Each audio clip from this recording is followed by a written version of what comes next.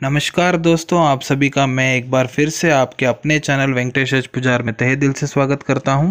तो आज हम जिस विषय पे बात करने जा रहे हैं वो है एंटीबायोटिक्स। आपने ये शब्द ज़रूर सुना होगा। आप जब भी बीमार पड़े होंगे, डॉक्टर के पास गए होंगे, आपको अलग अलग मेडिसिन के साथ डॉक्टर कहते हैं आप ये एंटीबायोटिक्स भी लीजिए।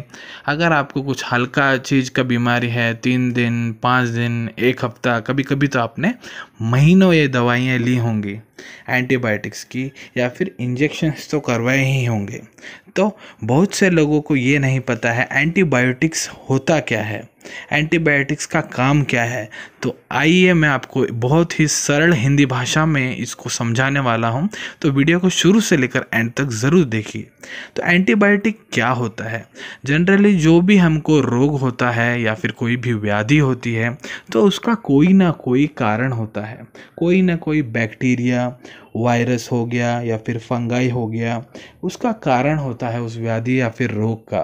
तो बैक्टीरिया एंटीबायोटिक क्या करता है, जब हम इसको लेते हैं, जब आपको डॉक्टर प्रिस्क्राइब करते हैं, जब आप इसको लेते हैं तो ये क्या करता है, जिस बैक्टीरिया के कारण ये हमको रोग हो रहा है, उस बैक्टीरिया के जो उसका ग्रोथ होता है उसको जाके रोक देता है या फिर उसको वहीं पे मार डालता है। तो उससे क्या होता है, जिसकी वजह से हमको बीमारी हो रही थी तो वो बीमारी हमको नहीं होती है, वहीं पे वो रुक जाती है। तो ये होता है एंटीबायोटिक। अगर मैं इसको इंग्लिश में इसका डेफिनेशन आपको बताऊं तो antibiotics are the chemical substances produced by living organisms which are capable of inhibiting the growth of microorganisms in small concentration।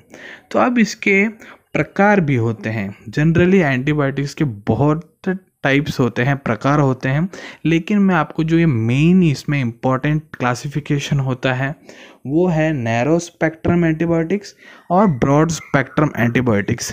तो सामान्य जन को अगर ये समझ में आ जाता है यही बहुत है उनके लिए, और बाकी का एक्सप्लेनेशन उनको नहीं ज़रूरत होता है। तो नैरो स्पेक्ट्रम एंटीबायोटिक्स क्या होता है मैं आपको समझाता हूँ। अगर आप किसी ऑफिस में काम करते हैं, आप अपने घर से निकले हैं, घर से ऑफिस के लिए निकले हैं, तो आप सीधा अपने ऑफिस जाएंगे और ऑफिस से घर आएंगे। तो क्या हो रहा है, घर से ऑफिस, ऑफिस से घर। तो सेम होता है नैरो स्पेक्ट्रम एंटीबायोटिक, अर्थात इसको जिस काम के लिए हमने छोड़ा है, अर्थात जिस बैक्टीरिया, डॉक्टर को पता है किस वजह से आपको कौन सी बीमारी हुई है, तो डॉक्टर उसी के लिए स्पेसिफिक आपको टैबलेट लिख के दे रहे हैं।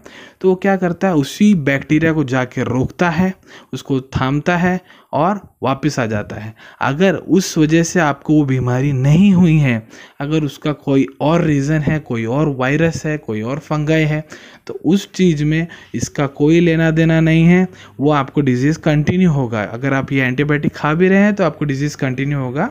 तो उस दूसरे चीज़ों से इसका कोई लेना देना नहीं है, ये जिस काम के लिए गया उसको करेगा और वापस आ जाएगा। तो इसका डेफिनेशन होता है the antibiotics which are selectively effective on gram positive or gram negative bacteria or fungi or yeast are called narrow spectrum antibiotics। Example bacitracin, benzyl penicillin. अब हम बात करेंगे ब्रॉड स्पेक्ट्रम एंटीबायोटिक्स के बारे में। आप अपनी स्क्रीन पे ऑलरेडी देख सकते हैं, जिस चीज़ के मैं बारे में बात कर रहा हूँ वो आपके ऑलरेडी स्क्रीन पे है। सो ब्रॉड स्पेक्ट्रम एंटीबायोटिक्स क्या होते हैं? मान लीजिए आप कहीं गोवा का ट्रिप प्लान कर रहे हैं और अपनी बाइक पे जा रहे हैं, तो कहीं से भी आप जा रहे हो, तो मान लीजिए आप नॉर्थ इंडिया से आ रहे हैं या फिर कर्नाटक में है तो कहीं दूसरी जगह से जा रहे हैं गोवा के लिए। सो अराउंड 400-500 किलोमीटर है मान लीजिए। तो आप ऐसी लॉन्ग ट्रिप में कहीं जा रहे हैं। आपका ट्रिप कहाँ का प्लान हुआ है? आपके जहाँ पे आपका घर है वहाँ से लेकर गोवा के लिए। तो आप सीधा गोवा तो नहीं पहुंच जाएंगे, इसके बीच में कोई भी अगर टूरिस्ट स्पॉट पड़ता है तो आप वहाँ रुकेंगे, या फिर लंच खाना खाने के लिए रुकेंगे, डिनर करने के लिए रुकेंगे, कोई अच्छे सीनरी आ रही हो, कोई अच्छे व्यूज़ आपको मिल रहे हैं तो वहाँ भी आप रुकेंगे। तो आप कहाँ के लिए निकले थे? गोवा के लिए, लेकिन बीच में आप इतना सब काम कर रहे हैं, उन चीज़ों को भी एंजॉय कर रहे हैं, वो चीज़ें भी आप कवर करते आ रहे हैं।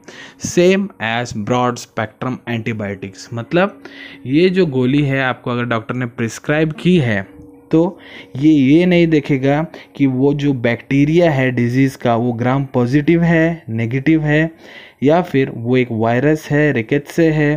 तो जिस भी कारण आपको अगर कोई व्याधि हो रही है तो सबको ठा ठा करके फाइट करके आपको डिजीज़ को कम करेगा, उस बैक्टीरियाज को कम करेगा और आपको डिजीज़ से बचाता है।